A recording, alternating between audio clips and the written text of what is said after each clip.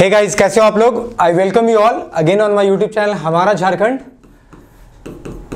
जो उम्मीद है कि आप लोग सब अच्छे से पढ़ाई वढ़ाई कर रहे होगे। मैं जो भी लेक्चर दे रहा हूँ, जितना ही बताता हूँ, उसको आप अच्छे समझ के आगे तैयारी कर रहे होगे।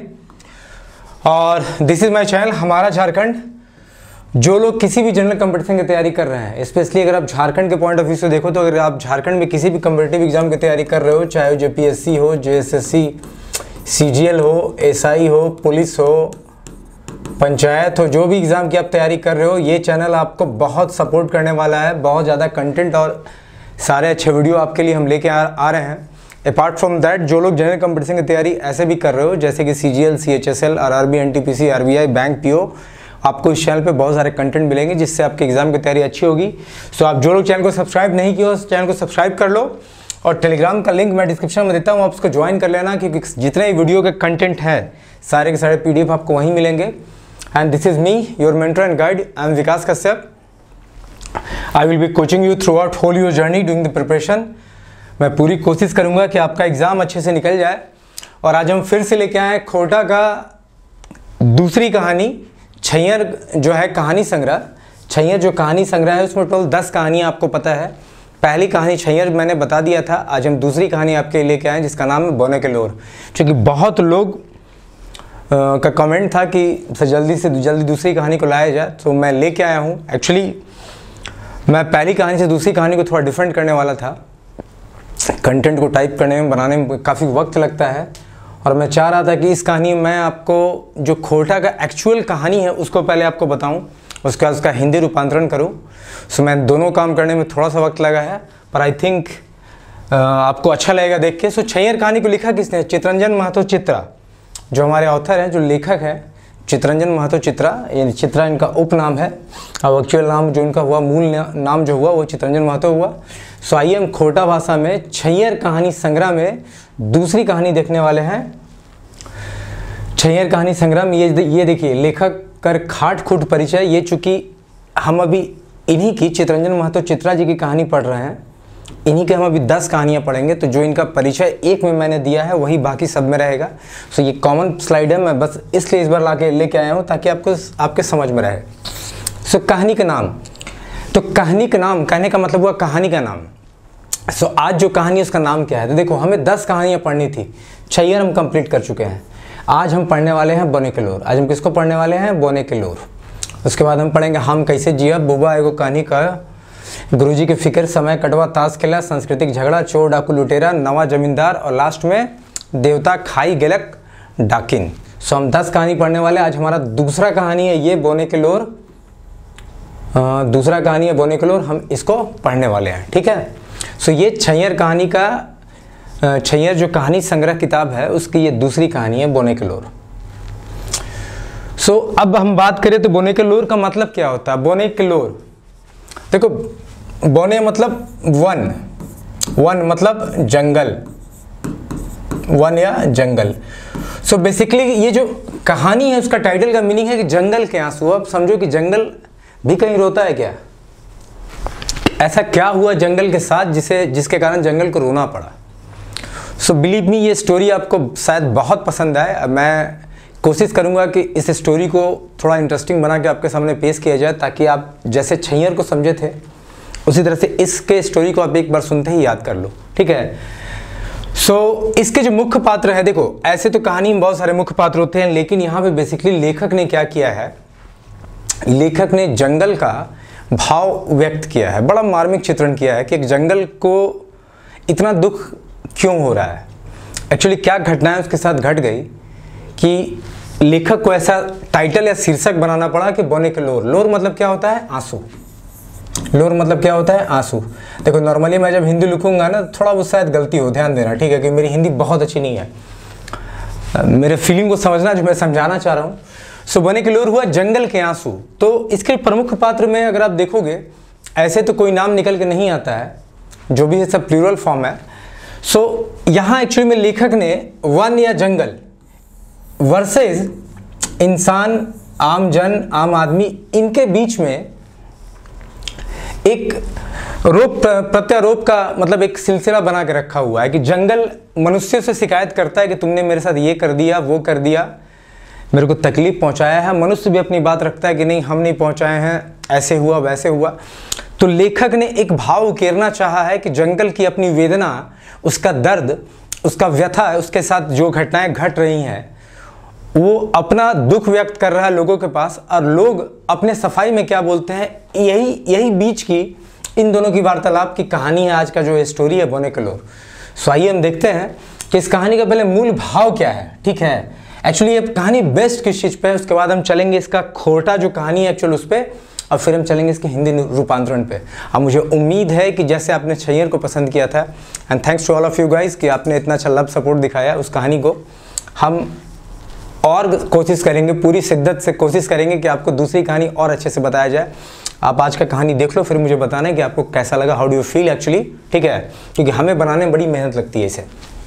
तो चलिए, बोनेकलोर जंगल के आंसू। तो पहले आप इसका मूल भाव समझो कि अगर लेखक ने ऐसा टॉपिक चुना और उस पर लिखा, तो एक्चुअली कहानी में लिखा क्या है, कहानी में भाव क्या है, कहानी का मतलब संक्षेप में अर्थ क्या निकलता है। जैसे छैयर में जो पहली कहानी थी उसका अर्थ क्या निकला था, उसका अर्थ निकला था कि बड़ा गाछ छोटा गाछ। ठीक है, मतलब तुम बड़े व्यक्ति के साथ भी अगर रहते हो, बड़े व्यक्ति के छत्र छाया में भी रहते हो, और उस बड़े व्यक्ति का अगर संग, मतलब कि उसमें बुरे मतलब उसका जो आदत है वो बुरा आदत है, तो तुम भी उसी बुरी आदत के शिकार हो जाओगे, कुसंगति के शिकार हो जाओगे और अपनी ज़िंदगी को नष्ट कर लोगे। और अगर तुम गरीब के साथ भी रहते हो, छोटे व्यक्ति के साथ भी रहते हो, जिसका स्थान भले समाज में बहुत ऊंचा ना हो, लेकिन अगर उस सुसंगति में है, तो यह कहो संगति में है जिसमें अच्छी आदतें हैं, तो आप भी अच्छी आदत सीखोगे और अपनी ज़िंदगी को एक अच्छी दिशा में ले जाओगे, एक अच्छा जीवन जी सकते हो। तो जैसे वहाँ संगति का प्रभाव आप बोल सकते हो, वैसे ही इस कहानी का में लेखक ने, चितरंजन महतो चित्रा जी ने क्या बताना चाहा है, आइए हम इसको देखते हैं। तो चलिए देखते हैं कि आखिर लेखक ने इस कहानी में एक्चुअली क्या बताना चाहा है, लेखक के जो भाव हैं और इस कहानी का जो सारांश है कि एक्चुअली ये कहानी किस चीज़ पे बेस्ड है। तो पहले हम उसको समझते हैं, फिर हम चलेंगे खोटा पे, और फिर हम इसके हिंदी रूपांतरण पे चलेंगे। तो देखो, ये कहानी पर्यावरण प्रकृति पर आधारित है। ठीक है, ये कहानी किस पे आधारित है, पर्यावरण या प्रकृति पर आधारित है। इस कहानी में जंगल स्वयं अपनी दुख, व्यथा और आपबीती सुना रहा है। इस कहानी में जो जंगल है, एक्चुअली जंगल को वनराज बोला गया है कि वनों का जो राजा है, वो अपना दुख बता रहा है, अपना व्यथा, अपना आप बीती सुना रहा है कि उसके साथ क्या बीत रहा है, आज के दिनों में उसके साथ बीत क्या रहा है। ठीक है, जिसके वजह से वो दुखी है। और ये बात वो किससे कह रहा है, तो आम लोग से कह रहा है। आम लोग कौन हुए, हम लोग जो जंगल से जुड़े हुए हैं, या जिनका जंगल में रहना है, या फिर जो जंगल को किसी भी तरह से एक्सप्लॉइट कर रहे हैं।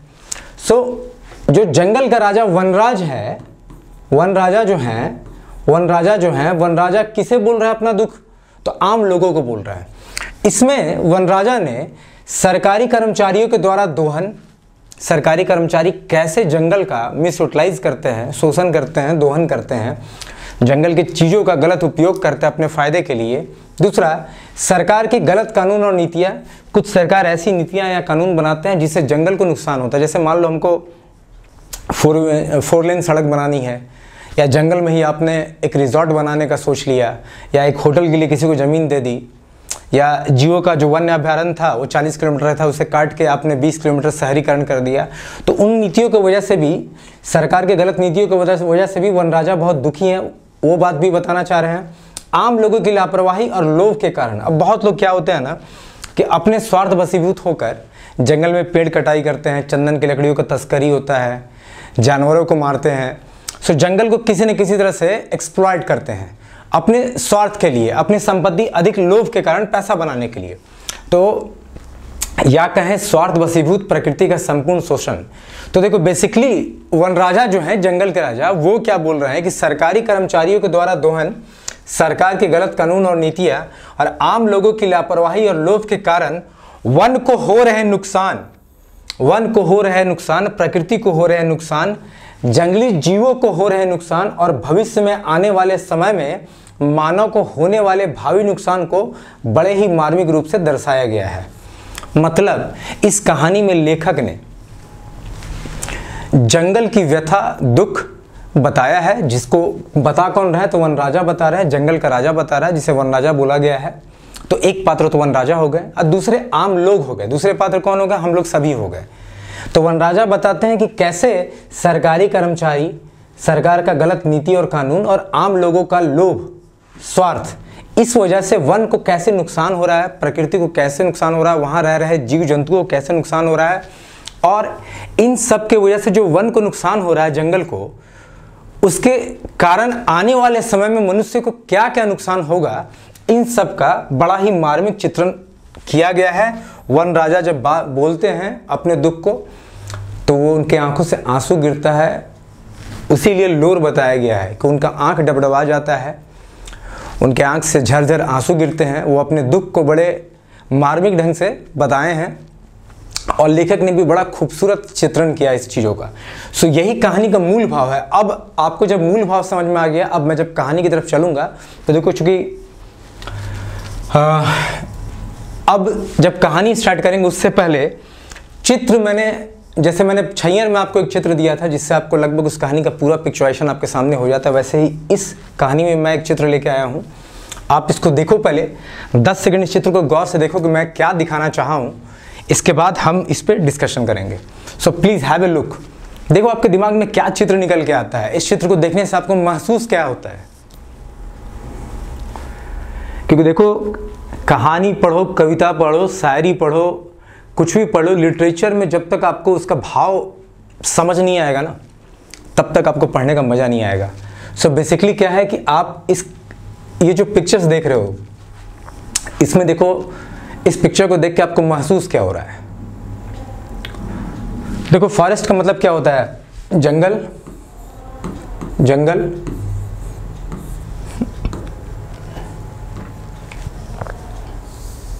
फॉरेस्ट का मतलब क्या होता है? जंगल, जंगल। और पीपुल क्या हो गए? तो आम लोग, लोग ही बोलते हैं, मैं आम लोग लिख रहा हूं क्योंकि कहानी में वैसे ही बताया गया है आम लोग, ठीक है, सॉरी।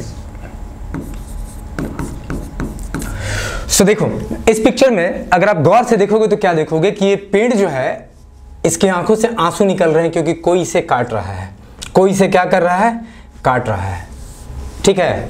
ये देखो, ये जंगल कभी ऐसा हुआ करता था जो कि आज लोग आग लगा के जंगल की सफाई करते हैं और जंगल के लकड़ियों को काटते हैं। देखो, आपको हर लकड़ी का अपना एक दर्द दिख रहा होगा, इनका रोता हुआ चेहरा दिख रहा होगा आपको। ये जंगल कभी ऐसा हरा भरा हुआ करता था जो कि आज आंसू बहा रहा है। क्यों?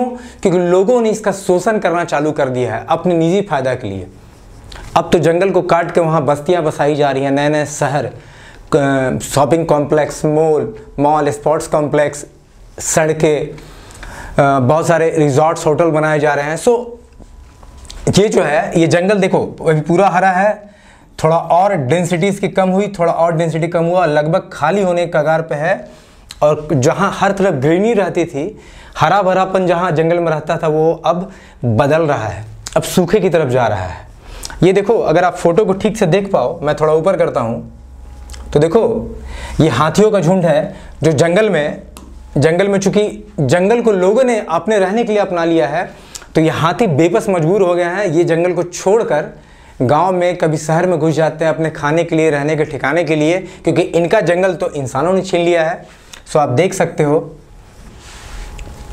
दूसरा देखो, यहाँ पे आपको दिख रहा होगा एक अजगर है जिसका सर कट गया है, मतलब लकड़ी कटा, अजगर का सर भी कट गया। तो बहुत सारे ऐसे जीव जंतु हैं जो कि जंगल छोड़ने में मजबूर हो गए हैं या जो मर गए हैं पेड़ों की कटाई में, उनके साथ भी उनकी मौत हो गई है। जंगल जला तो वो भी जल के मर गए।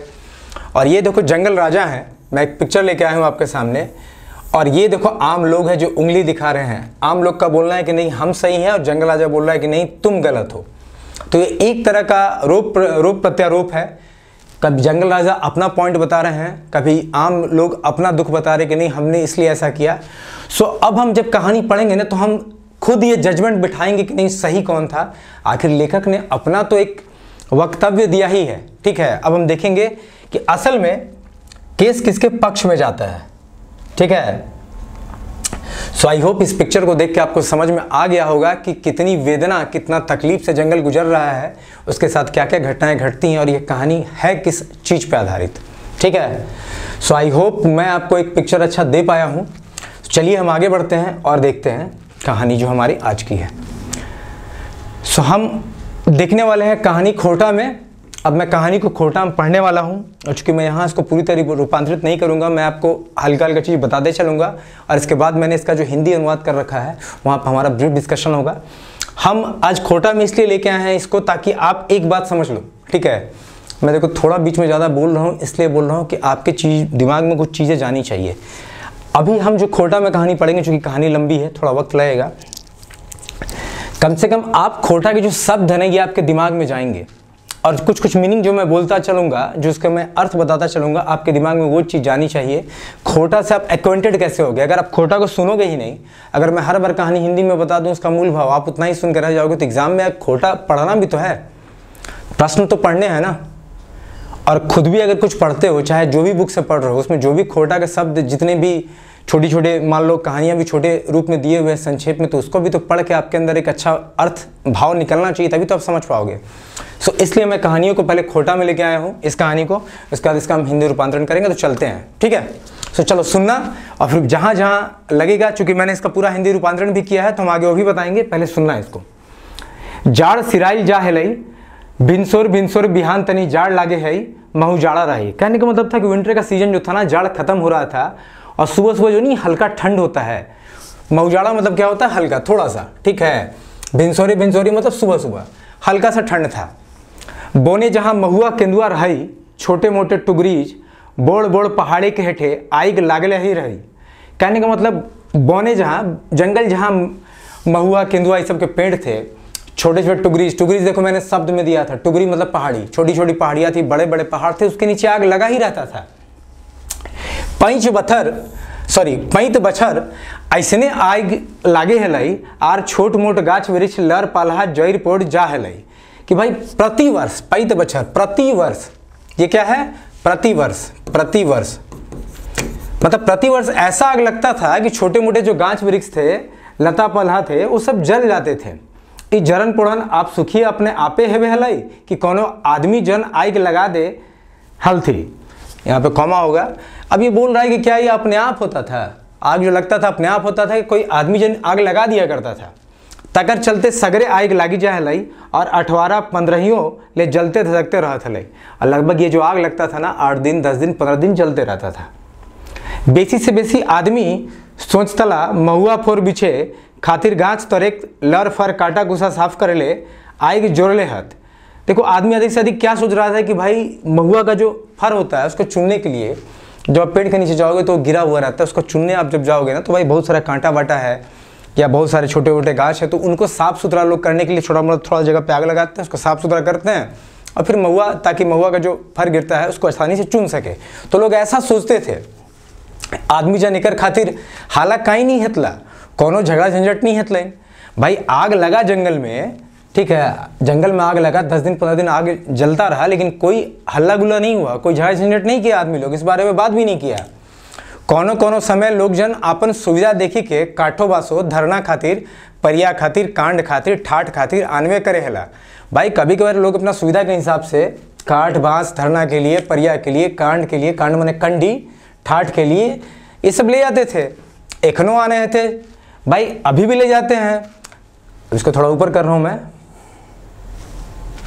एटा कोनो दुखे की बात ना होगा, नाज नहीं होगा, ना होगा, ये कोई दुख की बात नहीं है, ठीक है। अब हम चलते हैं नेक्स्ट पेज पे। आदमी जनकर सुविधा खातिर ओखिन के फल फूल दिए खातिर, जलावन बेंच डेस्क कुर्सी टेबल खपरा घर छात घर बनावे खातिर हम अपन बोने काठ बास देवे करे हेलियन, देवे करे हियन। हिया तक कि अपन बोने के छोट मोट काठ कटुआ कांड बास लेके एखनो कते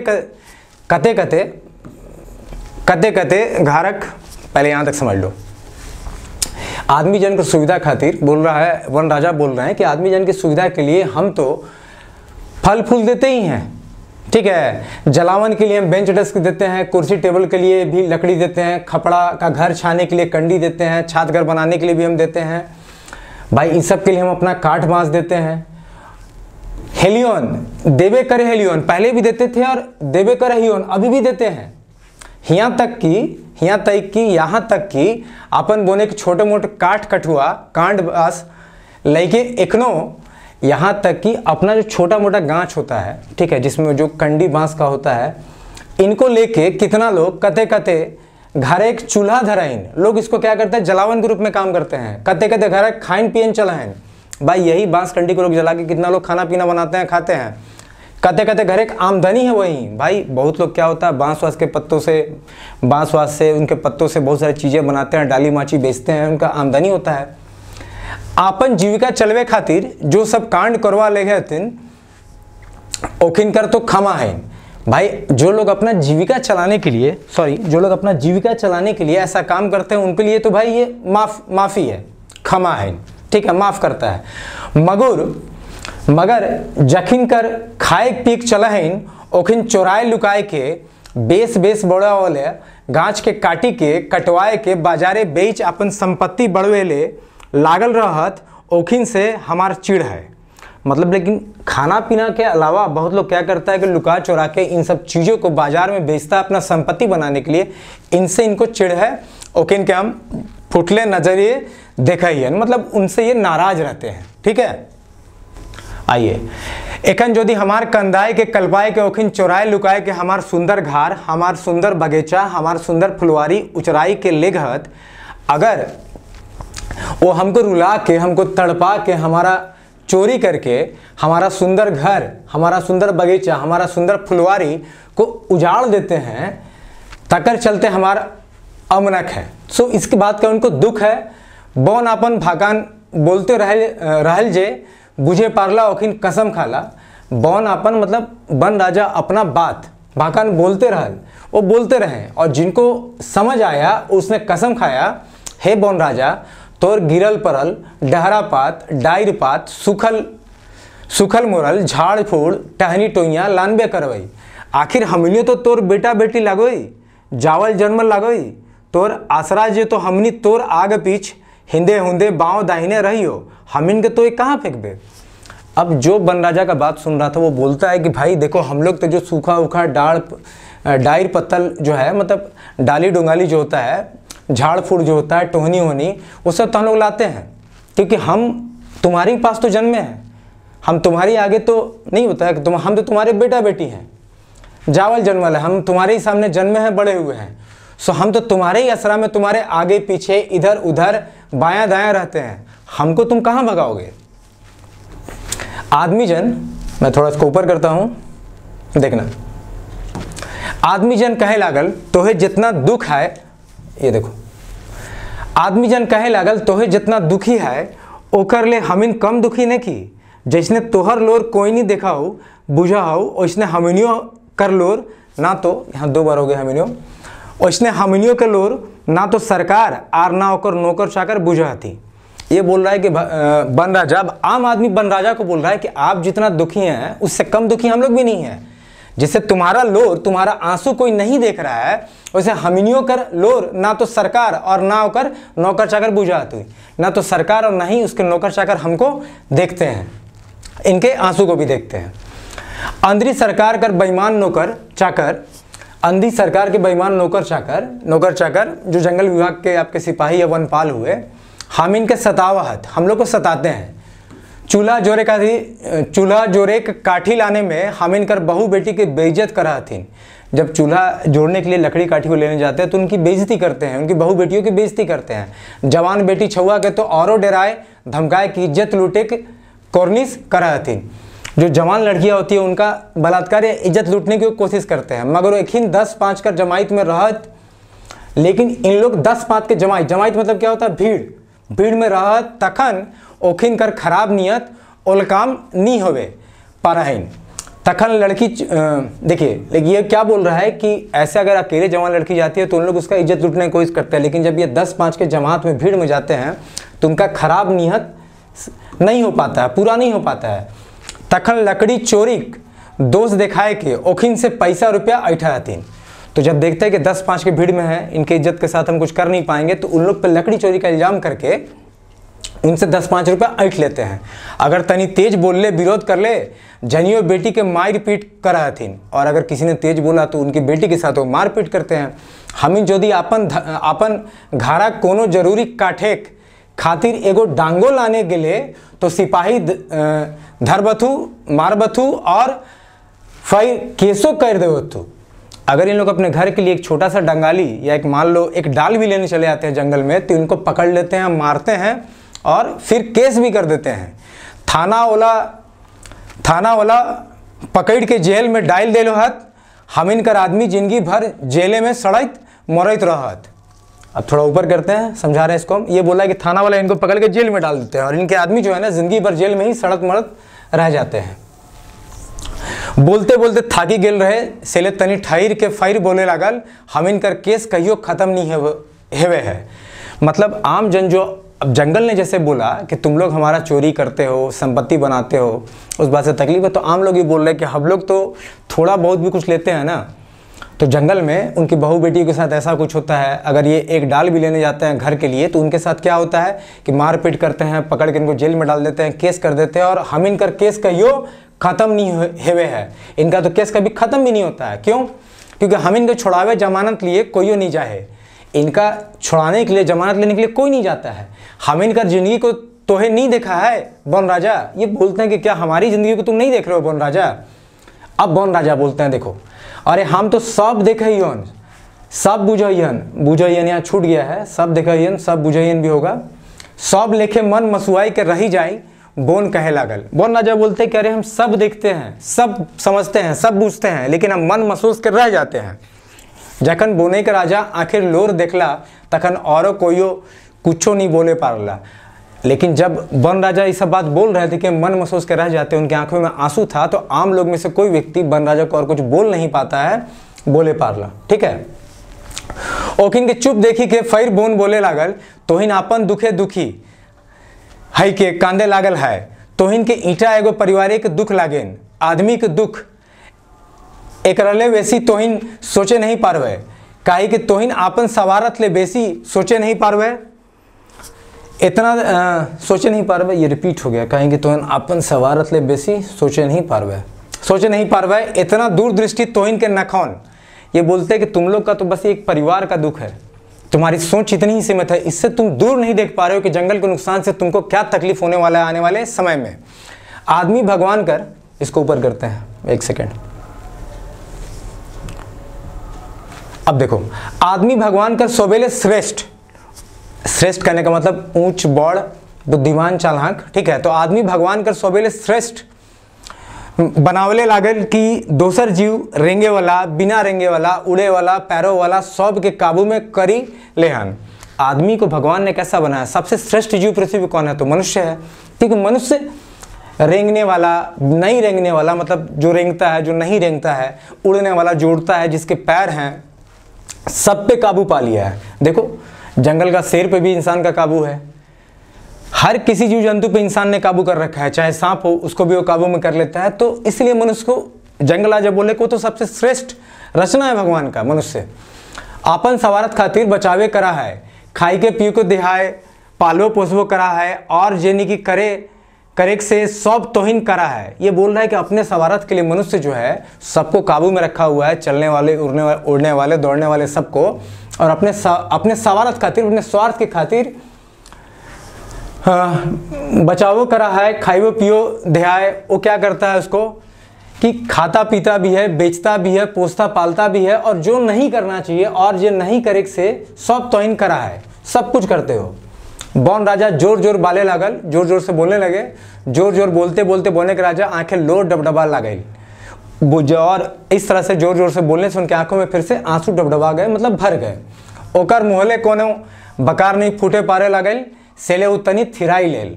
अब चूंकि आंख में आंसू आ गए बोलते बोलते, तो नहीं होता जब इंसान काफ़ी रो रहा होता है तो उसके मुंह से बोली नहीं निकलता है, तो बकार नहीं फूटे करेंगे मतलब बोली नहीं निकला।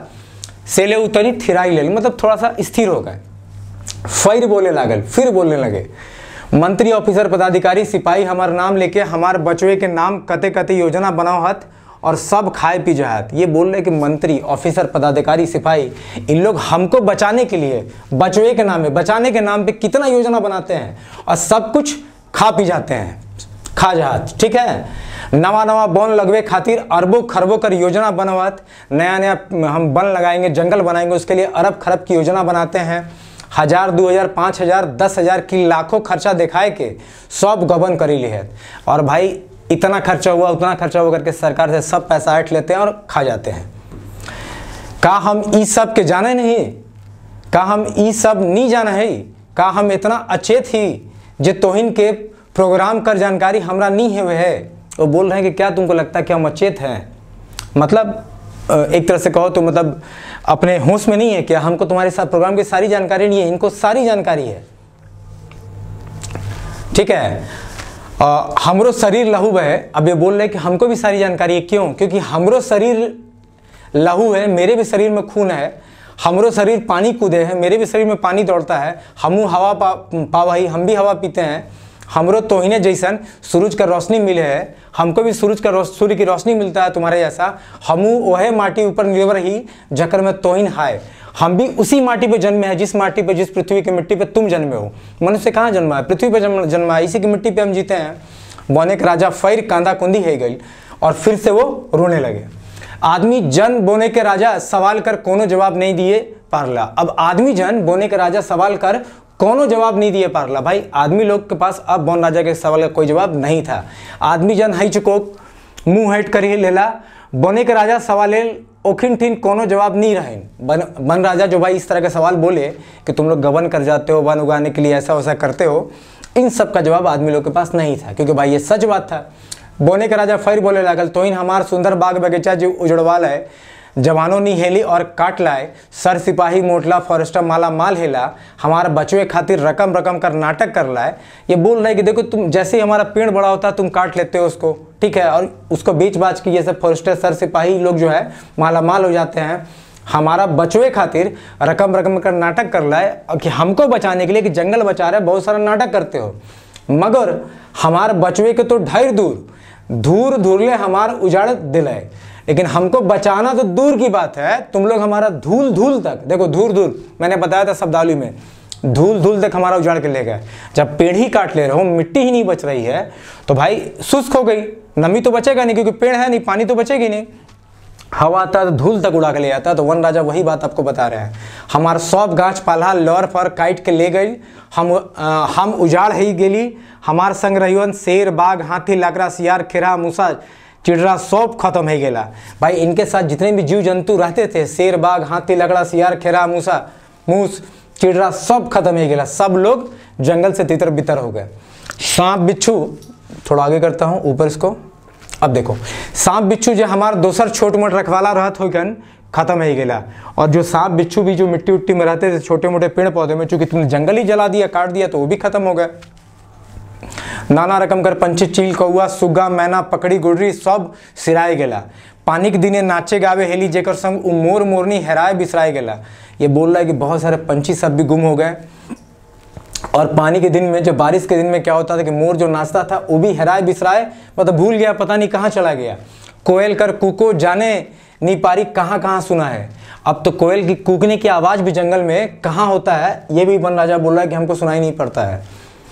अब झर लोर बोहे लागल, वन राजा कर आँखें ले, अब झर करके वन राजा के आँख से लोर बहने लगा, आंसू बहने लगा। ऊ फैर कहे लागल, हमार सब ले बेसी शुभचिंतक हाथी कर घर तो इन उजाड़ दिलाए। और जंगल बोलता है कि सबसे ज़्यादा शुभचिंतक जंगल में कौन होता है? हाथी होता है जंगल के लिए, उसका तुम लोग घर उजाड़ दिए। से लो तो ओखिन खाए ले, रह ले, छिप ले, हिंदे उंदे कूदी फूल हाथ। भाई उन लोग यहीं तो रहता था, जंगल में छिप जाता था, खाता था, इधर उधर घूमता फिरता रहता था। खेत बाड़ी कुदले रौंदले, खाले उजाड़ ले, घरों बस्ती में ढुकी जात। चूंकि तुमने उनका घर उजाड़ दिया, जंगल में उनको रहने का जगह नहीं है, तो अब वो क्या करते हैं, गांव में खेत बाड़ी में घुस जाते हैं, रौंद डालते हैं खेत को, घरों बस्तियों में भी घुस जाते हैं, उजाड़ देते हैं बस्तियों को। हमारे लिए कम दुख ओखिन के नहीं खन बेसी हयन, हाथी का दुख हमसे ज़्यादा है, उन लोग को वो ज़्यादा दुखी हैं। जखन तोहिन ओखिन कर घर मकान उजड़हान ओखिन तो जीवे लग थी। तोहिन जैसन चिंतनशील मननशील भावपूर्ण भाकापूर्ण ओखनी कर समाज है, सेले जखन ओखिन के कुसट देहान ओखनी तो बदला लेवथुन ना। ये बोल रहा है कि देखो जैसे तुमने हाथियों का घर उजाड़ दिया जंगल में, उनको रहने का जगह छीन गया, उनको खाने का जगह छीन गया, तो क्या कर रहे हैं, खेत खलियान में घुस जा रहे हैं, गांव में घुस रहे हैं। ये बोल रहा है कि तुम्हारे जैसे मनुष्य जो कि चिंतनशील, जो चिंता कर सकते हैं, मनन मतलब सोच सकते हैं, भावपूर्ण जिसमें भाव है। अगर कोई मनुष्य का क्या है, मनुष्य किसी के भाव को समझ सकता है। अगर उसका चेहरा खुश है तो वो बताएगा खुश है, अगर वो दुखी है तो दुखी बताएगा। बोला तुम लोग जैसा उनका भी एक समाज है, हाथियों का भी, वो भी मनुष्य के भाव को पहचान सकते हैं। हाथी में अगर आप दुखी हो तो हाथी आपको देख के पहचान लेता है, ऐसा माना जाता है। हाथी मेरे साथी आप लोगों ने देखा होगा राइज करना का। तो बोल रहा है कि भाई अब उन लोग का तुम घर उजाड़े हो तो बदला ले ना, वो तो बदला लेंगे। जकर सबले आगू पूजा करा है ओकरे घर उजड़वाए तो के भोगतई। भाई जिसका हाथी गजमुख, हाथी को गजमुख, तो गजमुख अगर बोला जाता है तो कहा जाता है ना गजानुभूत गणा दिसेवितम कपितम फल चारु और भक्षणो मास्तु शोक विनाशकारकम नमामि विघ्नेश्वरम पाद पंकजम। किसी भी देव आराध्य के पहले सबसे पहली पूजा किसकी होती है? सबसे पहली पूजा होती है गणेश भगवान की। क्यों? क्योंकि गजमुख है। तो ऐसे ही बोला गया है कि हाथियों का भी जो सबसे पहले पूजा होता है, जैसे गणेश भगवान की पूजा होती है वो गजमुख है, तो भाई हाथियों की भी सबसे पहले पूजा होती है। उनका घर तुम उजाड़ दिए तो भोगेगा कौन? तकलीफ कौन झेलेगा? भोगना मतलब होता है आने वाले समय में तुमने जो पाप किए हैं उसका तुम्हें भुगतान खामियाजा भरना पड़ेगा। सो बोने के राजा ढेर भावुक हे गेले रहे, बहुत ज़्यादा भावुक हो गए, कांदते कांदते होकर आंखें लोर सूखी गेल रहे। मने भाई अब रोते रोते उनका आंखों का जो लोर था, आंसू था, सूख गया। मने सोचल आदमी बड़ा चालाक है, बात आदमी बहुत चालाक है। छलाए फुसलाए के सब जीव निर्जीव चल अचल के अपन काबू में करी ले हत। भाई छलाए फुसलाए मतलब प्यार से फुसला के सब जीव को, निर्जीव को, सबको अपने काबू में कर लिया है। अपन सवारत खातिर मगर आदमी के एक दिन बूझे में ऐतन जखन हमार दरकार पड़ते, लेकिन अपना स्वार्थ में बसीबूत अब की समझ में नहीं आ रहा है कि एक दिन वो बूझेगा, समझेगा कि जब उसको मेरा जरूरत पड़ेगा, दरकार पड़ते, दरकार मतलब जरूरत पड़ते मतलब पड़ेगा। हम नहीं रहले पानी बिनु तरसता, हम नहीं रहने से पानी के लिए तरसेंगे मनुष्य। हम नहीं रहले शुद्ध हवा नहीं पाता, हम नहीं रहेंगे शुद्ध हवा नहीं मिलेगा। नाइट्रोजन और कार्बन डाइऑक्साइड इतना बढ़ता कि बिना हमारे गोड़ तर गिरले कोनो उपाय नहीं चलते। और नाइट्रोजन और कार्बन डाइऑक्साइड हवा में इतना बढ़ जाएगा कि बिना हमारे पैर के नीचे आए उनका कोई काम नहीं चलेगा। इतना कही कि बोने का राजा चुप है गेला, इतना कह के बोने का राजा चुप है गेला। सो यहीं पे कहानी ख़त्म होती है कि भाई ये बोलते हैं कि अगर हमको काट दिया तो उनको पीने का सही पानी, शुद्ध हवा नहीं मिलेगा, नाइट्रोजन कार्बन डाइऑक्साइड इतना बढ़ जाएगा कि फिर मेरे ही पैर के नीचे आना होगा, मतलब पेड़ के शरण में आना होगा। और इतना करके वन राजा चुप हो गए। सो ये देखो, ये तो खोटा था जिसको मैंने पढ़ के बताया। अब इसका मैं हिंदी एक सरल अनुवाद भी लेके आया हूँ। वैसे मैंने हिंदी बता ही दिया, पर उसको देख लो आप, ताकि आपको और अच्छे से चीज़ों को क्लैरिटी मिल जाए और हम इसको फिर ख़त्म करेंगे, ठीक है। जैसा कि मैंने आपको बताया कि सुबह सुबह हल्का ठंड था। देखो, जो मैंने खोटा में भी कहानी आपको बताई है उसी का हिंदी रूपांतरण है। एक बार चूंकि मैं सिलसिलेवार ढंग से पढ़ दे रहा हूँ, वहाँ खोटा हिंदी में कर रहा था, तो शायद आपको कहानी में जो चीज़ें समझ में आनी चाहिए थी शायद ना आया हो, या समझ लो एक तरह से रिवीजन हो जा रहा है। मैं पूरी की चीज़ों को एक बार हिंदी में बता रहा हूँ, आपको इसका भाव जो है पूरा क्लियर हो जाएगा थोड़ी देर में। तो चलो, सुबह सुबह हल्का ठंड था। वन में जहाँ तहाँ के महुआ, केंदुआ आदि वृक्ष हैं, छोटी पहाड़ियाँ और बड़े पहाड़ों के नीचे प्रत्येक साल आग लग जाता है। मैंने बताया कि भाई आग लग जाता है, इसे छोटे मोटे वृक्ष, लता पता आदि जल जाते थे। अब ये आग खुद लग जाता था या कोई लगा देता था, जिसके कारण ये आग लगभग 15 दिन तक जलता रहता था।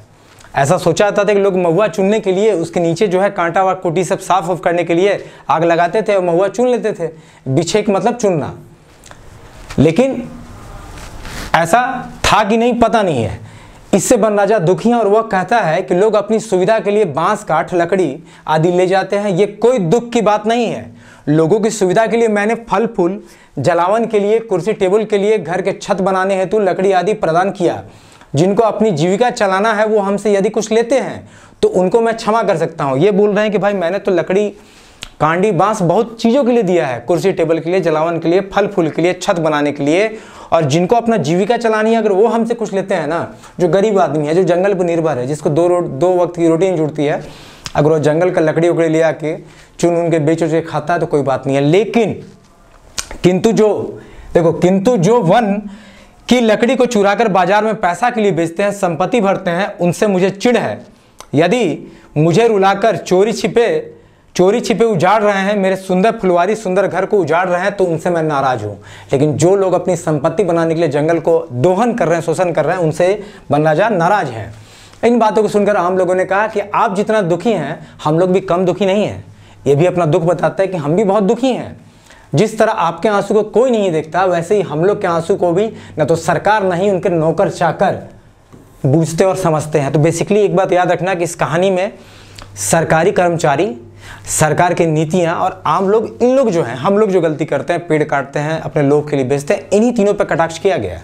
ठीक है। अंधी सरकार, ये बोलते कि हमारा भी दुख कोई नहीं देखता है। अंधी सरकार के बेईमान नौकर चाकर हम लोग को सताते हैं, चूल्हे में जलाने वाली लकड़ी के लिए बहू बेटियों को बेइज्जत करते हैं, जवान लड़कियों को धमका कर इज्जत लूटने की कोशिश करते हैं। वो तो 10-15 की संख्या में लड़कियां रहती हैं, इस कारण बच पाती हैं, और वैसे में लकड़ी चोरी का आरोप लगाकर उनसे रुपया पैसा वसूला जाता है। ये बोल रहा है कि जब इनकी लड़कियां जंगल जाती है काम करने के लिए, अगर अकेले गई तो उनकी इज्जत पे खतरा है, और अगर ग्रुप में जाती है तो उनको डरा धमकाकर उनसे पैसा ऐंठ लेते हैं। जब उनकी इज्जत नहीं लूट पाते वो तो पैसा मांग लेते हैं, और अगर नॉर्मली भी ऐसा कोई विरोध किया तो मारपीट करते हैं उनके साथ। अगर ये घर के लिए एक जरूरी लकड़ी का भी डांगा लेने जाते हैं, एक डाली भी लेने जाते हैं, तो सिपाही इन्हें मारते हैं, इन पे केस करते हैं, मुकदमा करते हैं, इनको जेल में डाल देते हैं, और ये केस मुकदमा में दबे रह जाते हैं, जेल से निकल भी नहीं पाते हैं, क्योंकि इनको कोई जमानत देने नहीं जाता है। यही यहाँ तक बोला गया है, ठीक है। चलो, वन राजा फिर बोलता है कि मैं सबको, अच्छा तो इन लोग बोलते हैं कि क्या आपको ये सब नहीं दिखता है? यहाँ पे देखो, यहाँ पे बोला गया है क्या तुम हमारी जिंदगी को नहीं देखते हो वन राजा? तो वन राजा क्या जवाब देते हैं? ये अपना दुख, आम लोग अपना दुख बताते हैं। पहले वन राजा ने बताया कि तुम लोग चोरी करते हो, संपत्ति बनाते हो। इन लोग बोलते हैं नहीं, हम नहीं, सरकारी कर्मचारी उनको बोलो, हम तो भाई थोड़ा मोड़ा सामान लेने जाते हैं, उसके लिए भी हमें मारपीट करना पड़ता है, हमारी बहू बेटियों का इज्जत जाता है, लोग हमें लूटने की कोशिश करते हैं, हमसे पैसा ऐंठते हैं, केस करते हैं, जेल में डाल देते हैं और हम सड़ते रहते हैं। तो आम लोग फिर वन राजा को बोलते हैं कि क्या आपको ये सब नहीं दिख रहा है? अब देखो, वन राजा ने कहा मैं सब कुछ देखता हूँ, समझता, किंतु मन मार कर रह जाता हूँ। मैं तुम्हारे इन सारे चीज़ों को देखता हूँ कि तुम्हारी बहू बेटियों के साथ गलत काम होता है, अगर वो कुछ बोलते हैं तो उन्हें मारा पीटा जाता है, उनसे पैसा ऐंठा जाता है, लेकिन मैं चुप रह जाता हूँ। वन राजा ने कहा आप लोग तो केवल अपने और अपने परिवार के दुख में दुखी हो, इससे अधिक तो आप सोच ही नहीं पाते। अब जो है लेखक का भाव देखो बड़ा हो रहा है, विजन जो है ना, वो जो बताना चाह रहा है वो बड़ा विस्तृत रूप समझना। ये बोल रहा है कि तुम एक परिवार का दुख देख रहे हो, जंगल कट रहा है तो हजारों परिवार एक दिन कट जाएंगे, मर जाएंगे, हवा पानी के बिना बर्बाद हो जाएंगे। तो वही बोलना चाह रहा है कि भाई तुम तो अपने परिवार के दुख में दुखी हो, इससे अधिक तो तुम कुछ सोच भी नहीं सकते। इसको ऊपर करता हूं, इससे अधिक तुम कुछ सोच भी नहीं सकते। आदमी भगवान का श्रेष्ठ जीव है, आदमी ने भगवान को सबसे श्रेष्ठ बनाया है। इसमें अपने को बड़ा ऊंचा बुद्धिमान चालाक बनाने के लिए दूसरे जीव जैसे रेंगने वाले, उड़ने वाले, तैरने वाले, पैर वाले रूप को अपने काबू में कर लिया है। भाई इतना श्रेष्ठ जीव है कि इसने सब पे काबू कर लिया है। वह अपने स्वार्थ के लिए कई प्रकार के जीवों को खिलाता पिलाता और पोसता भी है, जो नहीं करना वो सब करता है। मनुष्य ही देखो ऐसा प्राणी है जो सबको काबू में करता है, खाता है, खिलाता है, पोसता है, पालता है, मारता है, उनसे हजार प्रकार के कुकर्म करवाता है, जो नहीं करना चाहिए वो सब करता है। वही वन राजा बता रहे हैं। और जोर जोर से बोलते वन राजा के आंखों में लोर डबडबा गया, कोई शब्द नहीं बाहर आ पा रहा था, इसलिए थोड़ा स्थिर हुए, थोड़ा रुक गए वो, ठीक है।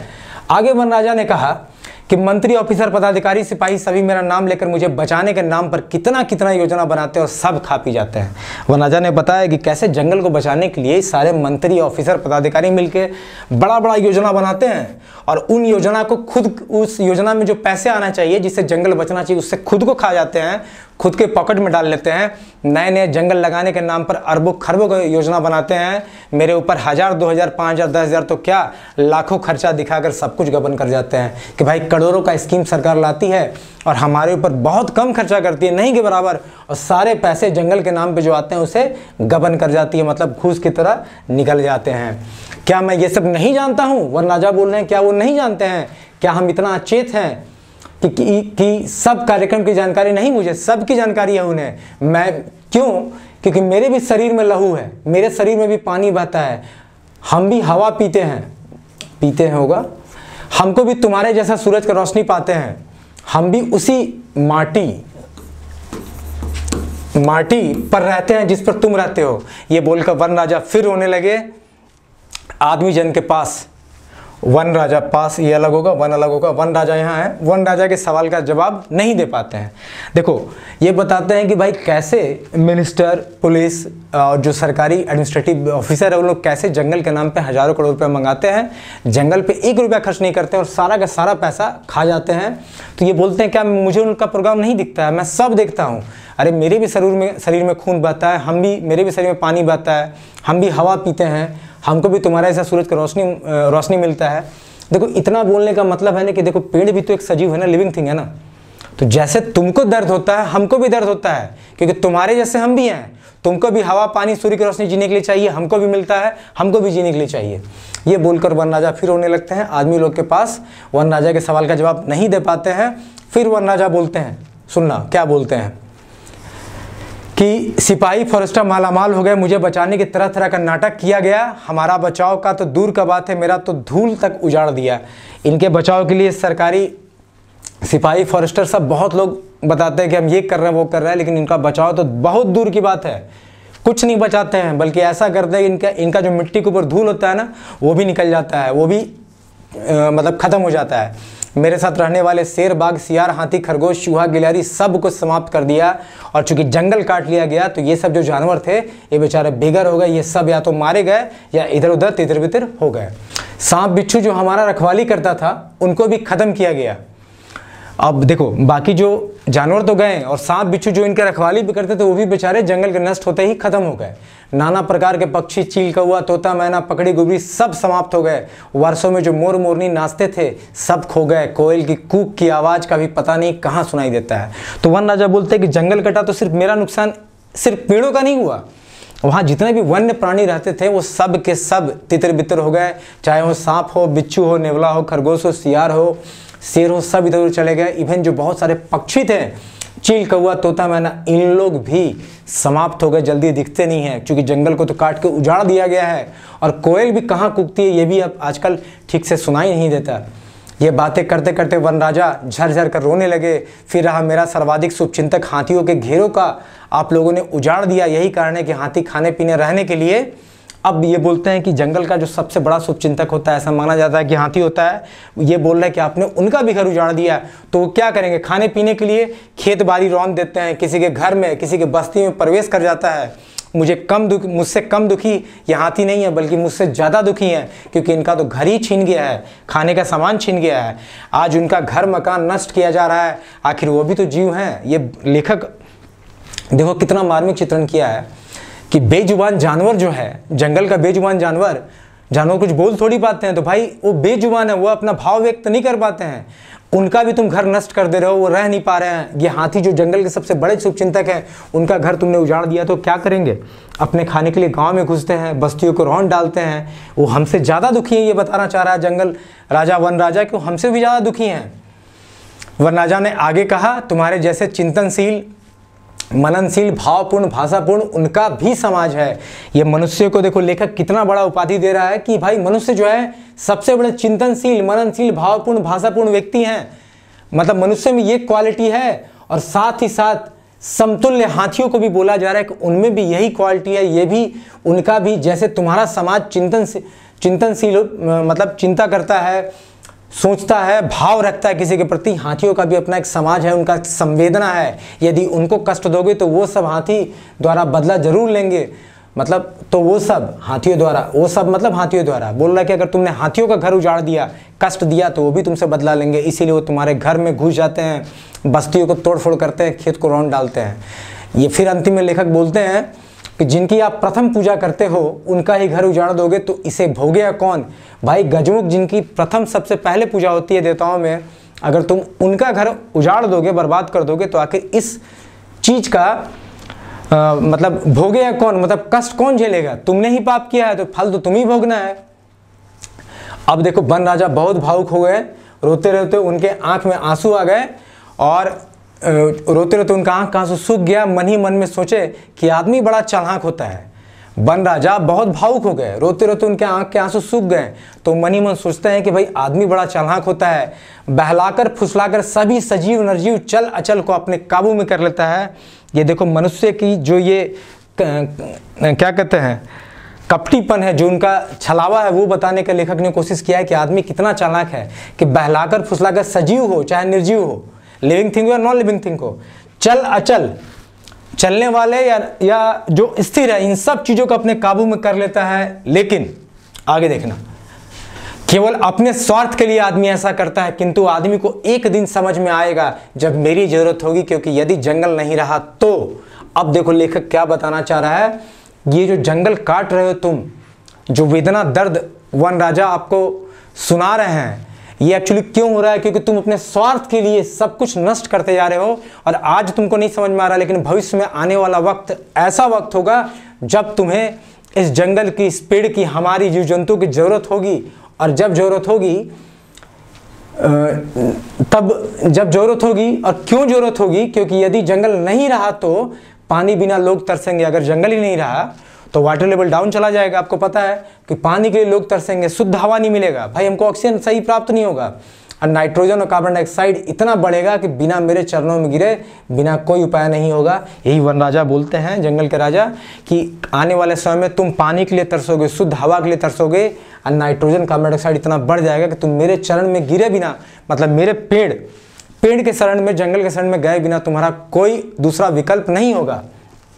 इतना कहकर वन राजा चुप हो गए और इतना कहकर वन राजा शांत हो गए। यही जो थी, यही कहानी था आपका बोने का लोर। अब मुझे उम्मीद है कि मैंने बहुत कोशिश करी आपको कहानी समझाने की, बहुत सारी चीज़ों को देने की। मुझे उम्मीद है कि आपको पसंद आया होगा ये चीज़। सो गाइज, मैंने ये कहानी पूरी तरह से आपको बता दी है और मैं उम्मीद करता हूँ कि आप लोग को ये कहानी पसंद आया होगा। मैं जिस भाव में समझाना चाहता था आप समझ पाए होगे। देखो लेखक ने कितना मार्मिक चित्रण किया था एक जंगल की दुख व्यथा। आप सोच भी नहीं सकते कि एक जंगल रो सकता है और जंगल के आंसू शायद किसी को सुनाई भी नहीं देते। लेकिन यह सत्य है कि मनुष्य अपने स्वार्थ में इतना अंधा हो गया है पैसा कमाने के धुन ने, और इतना उसे बुरा इंसान बना दिया है। इसे मतलब एक इंसानियत जैसे खो गई है। वो उसे जितना ज़रूरत है उससे ज़्यादा वो जंगल का शोषण और दोहन कर रहा है। इसमें सरकार, मिनिस्टर, नेता, जो सरकार में लोग हैं, जो सरकारी कर्मचारी, अधिकारी हैं, और साथ में हम आम लोग भी पूरे के पूरे जिम्मेदार हैं इस जंगल को ये दुख देने के लिए, दुख पहुंचाने के लिए। सो गाइज, आई होप कि कम से कम आप लोग आने वाले समय में जंगल का शोषण या दोहन नहीं करोगे, बचने की कोशिश करोगे। देखो जंगल बहुत इंपॉर्टेंट है हमारी ज़िंदगी के लिए, खासकर अगर शुद्ध हवा, पानी, मिट्टी का में जो कहते हैं ह्यूमस बना रहे, कार्बन डाइऑक्साइड और नाइट्रोजन की मात्रा जो एयर में होती है वो मेंटेन रहे, और बहुत सारे कारणों में मैं सिर्फ वही कारण बता रहा हूँ जो लेखक ने बताया। सो चित्रंजन महतो चित्रा जी ने बहुत ही अच्छा इस कहानी को लिखा है और मुझे लगता है कि जो भाव लेखक ने देना चाहा वही भाव मैं शायद आप तक लेके मैं पहुँचा पाया हूँगा। तो चलिए मिलते हैं हम नेक्स्ट लेक्चर में। और इस कहानी में देखो वैसा कुछ प्रश्न था नहीं, और मैंने जितना डिटेल में आपको इस कहानी को समझाया है, मुझे नहीं लगता कि अगर कोई प्रश्न निकल के आएगा तो आप नहीं बता पाओगे। ठीक है, तो चलिए हम मिलते हैं नेक्स्ट लेक्चर में। आई होप अगर आप लोग को ये वीडियो पसंद आया तो मुझे कमेंट में ज़रूर बताना, क्योंकि मुझे इतना पढ़ाने में काफ़ी मेहनत लगा है। ठीक है, और जिन्होंने चैनल को सब्सक्राइब नहीं किया वो सब्सक्राइब कर लो, टेलीग्राम लिंक को ज्वाइन कर लेना, डिस्क्रिप्शन लिंक नीचे दिया हुआ है, आपको PDF वहीं मिलेगा। और अब हम next lecture I think history का आने वाला, फिर ज्योग्राफी का मैं लेक्चर देने वाला हूँ। I am trying very hard कि मैं जल्दी लेक्चर दे सकूँ। और देखो एक चीज़ और, मैंने, अब रुकना, मैं देखो